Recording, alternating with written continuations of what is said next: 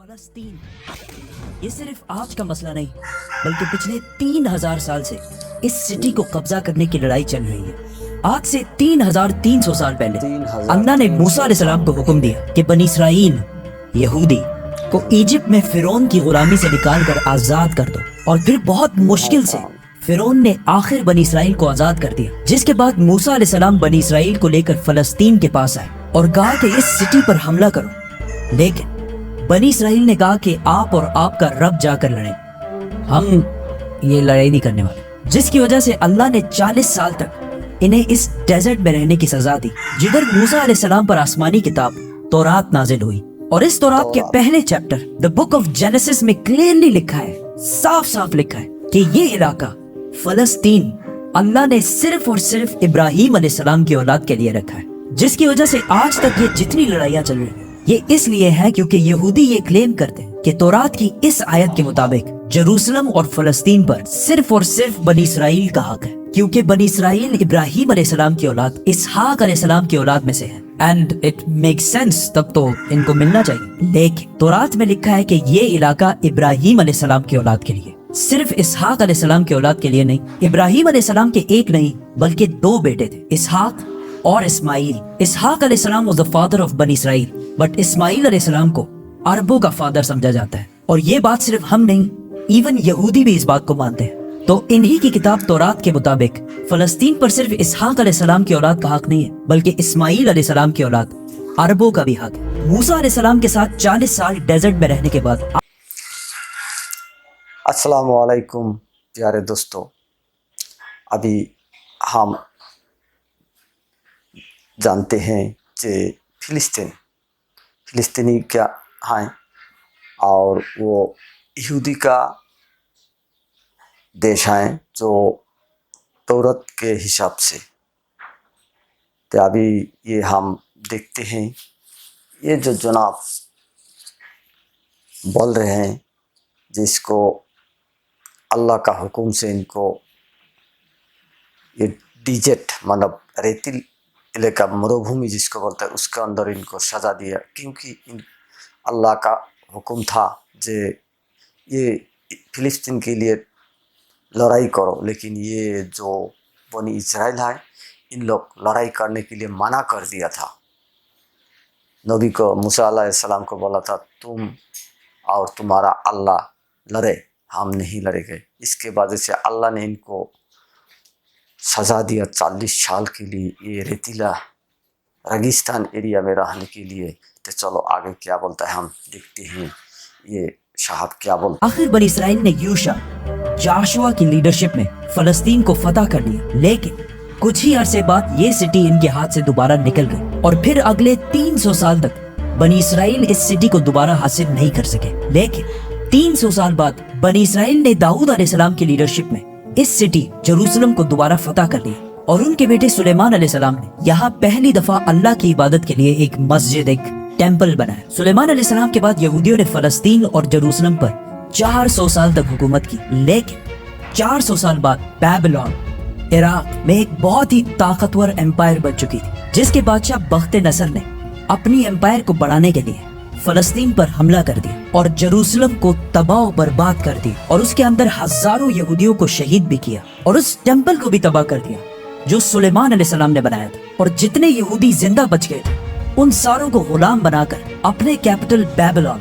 عراق لے گیا، اور 70 سال تک یہودی عراقیوں کی غلامی کرتے رہے۔ لیکن 70 سال بعد عراق پر ایران کے ایک بہت ہی نیک بادشاہ سائرس دا گریٹ نے حملہ کر دیا، جسے ہم ذوالقرنین کے نام سے جانتے ہیں۔ سائرس دا گریٹ نے عراق کی اس حکومت کو فتح کر لیا، اور یہاں جتنے بھی یہودی تھے ان ساروں کو واپس فلسطین بھیجا، اور انہیں فنڈز بھی دیے کہ واپس جا کر سلیمان علیہ السلام کے ٹیمپل کو دوبارہ بنا جو اس سے پہلے تباہ کر دیا گیا تھا۔ جس کے بعد یہودیوں نے پھر فلسطین پر 400 سال تک حکومت کی، لیکن پھر ان پر ایک ایسی حکومت نے حملہ کیا جس نے سارے یہودیوں کو یہاں سے 600 سال تک باہر نکال دیا، The Great Roman Empire، اور بنی اسرائیل پر اتنا ظلم کیا جو اس سے پہلے کسی نے بھی نہیں کیا۔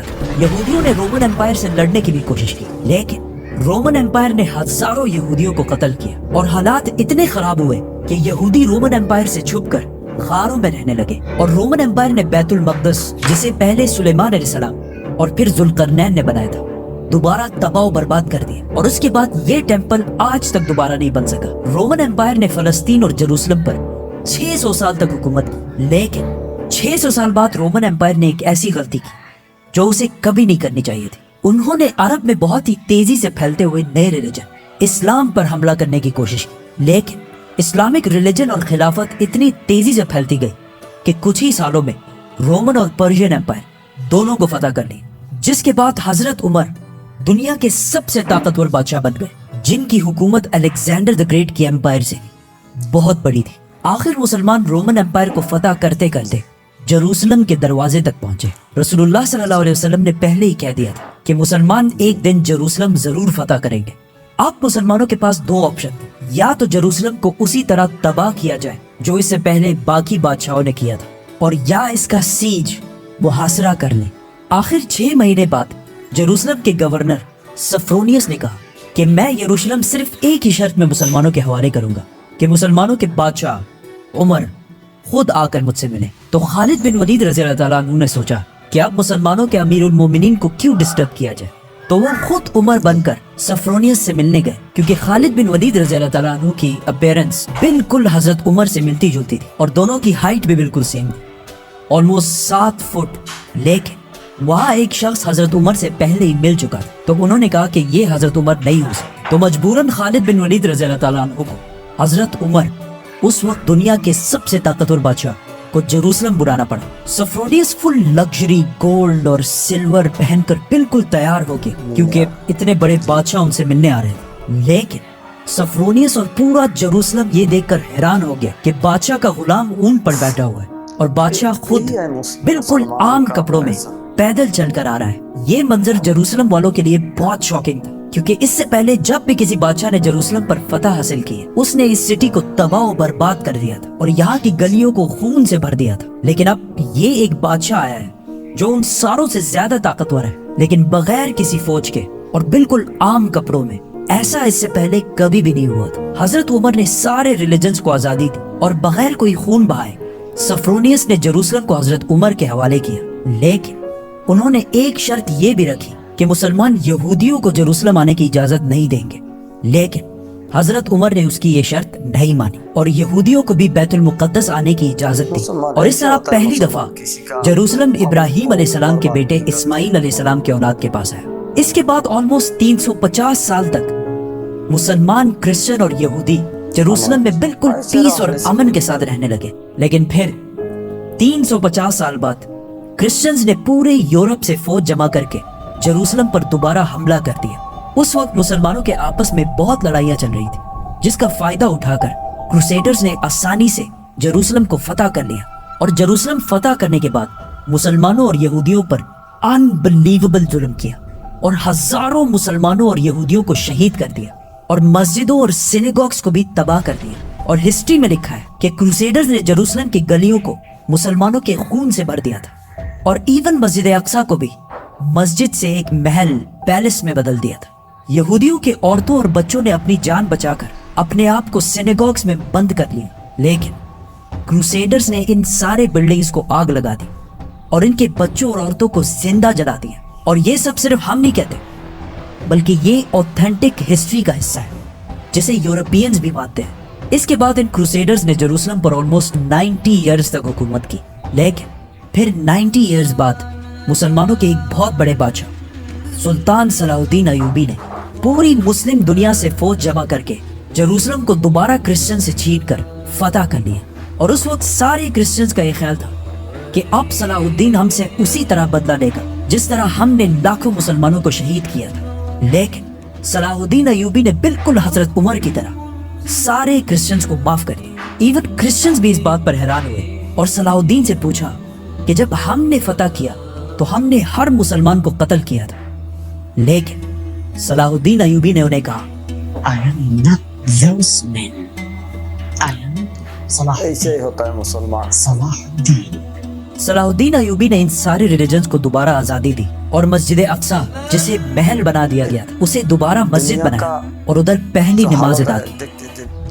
جروسلم کو جب بھی کسی بادشاہ نے فتح کیا ہمیشہ ادھر بہت خون بہایا ہے، سوائے مسلمانوں کے जिन्होंने हमेशा बिल्कुल पीस और अमन के साथ इस सिटी को फतह किया। सलाहुद्दीन अयूबी के बाद एक बार फिर सारे एब्राहमिक रिलीजन्स जेरूसलम पे बिल्कुल पीस और अमन के साथ 800 साल तक रहे। 800 साल।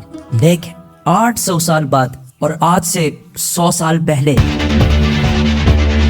जब जेरूसलम पर ऑटोमन एम्पायर की हुकूमत थी, तो वर्ल्ड वॉर 1 के बाद अरबों ने ब्रिटिश के साथ मिलकर उस्मानिया खिलाफत को हमेशा के लिए खत्म कर दिया कि हम अरबों पर ये टर्किश लोग आके क्यों हुकूमत कर रहे हैं। तो इस नेशनलिज्म की वजह से फलस्तीन भी मुसलमानों के हाथ से निकल गया। लेकिन थोड़े ही अरसे पहले ब्रिटिश और यहूदियों की आपस में डील हो चुकी थी कि अगर ब्रिटिश को ये इलाके मिले तो वो इधर एक यहूदी स्टेट बनाएंगे। और ये मुआहिदा हुआ क्यों था? क्योंकि इससे पहले यहूदी यूरोप के हर field, business, science, medical, banking, हर चीज में बहुत स्ट्रांग हो चुके थे, जिसकी वजह से यहूदी यूरोप के सबसे ताकतवर और रिच कम्युनिटी बन गए। तो इनकी सपोर्ट हासिल करना ब्रिटिश के लिए सबसे जरूरी था। और पिछले 1800 साल से यहूदियों के पास अपना कोई भी मुल्क नहीं था। तो उनमें से कुछ यहूदियों ने ज़ायनिज़्म की सोच शुरू की कि हमारा यहूदियों का भी एक अपना मुल्क होना चाहिए। और इसके लिए उन्होंने इसी फलस्तीन के इलाके को चुना।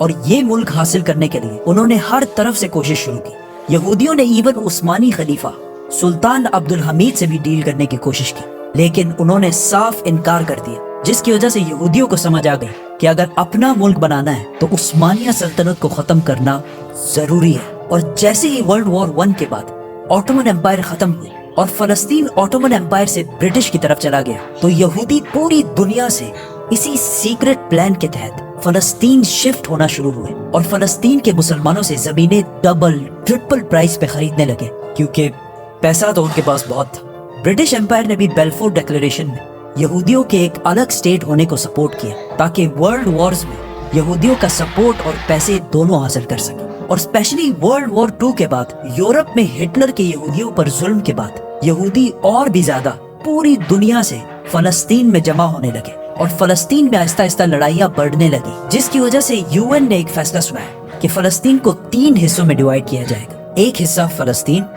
दूसरा इजराइल और तीसरा जेरूसलम, जो इन दोनों में से किसी का भी नहीं होगा, बल्कि यहाँ यूएन की हुकूमत होगी और इसमें सब रिलीजन्स को आज़ादी होगी। जिस पर अरब ममालिक ने इस फैसले की सख्त मुखालफत की और इजराइल के आज़ाद होने के सिर्फ 1 दिन बाद इजराइल पर हर तरफ से हमला कर दिया। इजिप्ट, जॉर्डन, सीरिया, तीनों की फौजें एक साथ इजराइल में दाखिल हुई, लेकिन बहुत ही बेशर्मी से अरब ममालिक ये जंग हार गए और एक ऐसे मुल्क से हारे जो उनसे साइज में बहुत छोटा और जो इस जंग से सिर्फ 1 दिन पहले आजाद हुआ था। इस हार की वजह से जो प्लान यूएन ने इस जंग से पहले बताया था, उसका सिर्फ 40% इलाका फलस्तीनियों को मिला और 60% इलाका इजराइल ने फतह कर लिया और इवन जेरूसलम की आधी सिटी को भी फतह कर लिया। इजराइल अकेले ये जंग नहीं लड़ रहा था, बल्कि इसके साथ पूरी दुनिया का सपोर्ट भी था। इवन रशिया और यूएस दोनों का सपोर्ट इजराइल के साथ था। इजराइल ने ये इलाके फतह करके टाइम बिल्कुल भी जाया नहीं किया और 7 लाख अरबों को फलस्तीन से बाहर निकाल दिया। 7 लाख,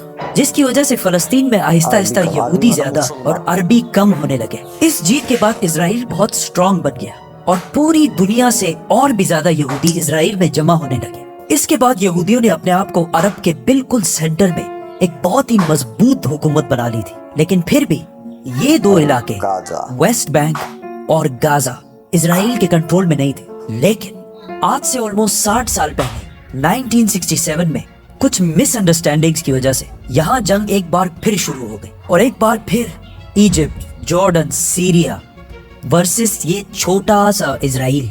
लेकिन सिर्फ 6 दिनों में इजराइल ने इन तीनों मुल्कों को हरा दिया और सिर्फ 6 दिनों में इजराइल ने अपना साइज 3 गुना बढ़ा लिया। अरब ममालिक दोबारा अपने से एक बहुत ही छोटे मुल्क से बहुत ही बुरी तरह हार गए। ये ऐसा है कि आज हबीब हिजबुल्लाह से हार जाए और वो भी 2 मरतबा। अरब ममालिक के 2 दफा इजराइल से हारने के बाद उनके अवाम अपने नेशनलिस्ट हुक्मरानों के खिलाफ हो गए और नेशनलिज्म, कौमियत को छोड़कर एक नई सोच की तरफ बढ़ने लगी। द मुस्लिम ब्रदरहुड, अखवानुल मुस्लिमून, जो मिस्र के एक स्कूल टीचर हसनुल बन्ना ने बनाई थी और जो एक पाकिस्तानी स्कॉलर मौलाना मौदूदी के ख्यालात से इंस्पायर्ड है। इससे पहले अखवानुल मुस्लिमून का अरब में सिर्फ मजाक उड़ता था, लेकिन इस हार के बाद अखवानुल मुस्लिमून ने अरब अवाम से कहा कि ये जंगे अरब के मुसलमान नहीं बल्कि ये नेशनलिस्ट हारे हैं जो सिर्फ नाम के मुसलमान हैं और इनका कोई, जिसके बाद अरब की अवाम इस नई सोच मुस्लिम ब्रदरहुड की तरफ आने लगी। हमास भी इसी अखवानुल मुस्लिमून से इंस्पायर्ड एक ग्रुप है, लेकिन अखवानुल मुस्लिमून वायलेंस के खिलाफ। इस जीत के बाद इजराइल ने वेस्ट बैंक, गाजा और जेरूसलम सब पर कब्जा कर लिया और आज तक ये सारे इलाके इजराइल से दोबारा कोई भी नहीं छीन सका। तो दोस्तों, हम इजराइल और फिलिस्तीन का कहानी सुन लिया। इसमें कैसे समय समय पर लड़ाई होते रहा, कभी किसी के हाथ में कभी किसी के हाथ में चलते रहा। तो इस बात से पता मेरा अपना ओपिनियन तो यही होता है, जब तक दुनिया रहेगा क़यामत तक ऐसे चलते रहे। कभी क्रिश्चियन का हाथ में जाएगा, कभी यहूदी का हाथ में जाएगा और कभी मुसलमान के हाथ में जाएगा। तो ये सब कुछ हो रहा है खुदा का तरफ से, वही होता है जो मंजूर खुदा होता है।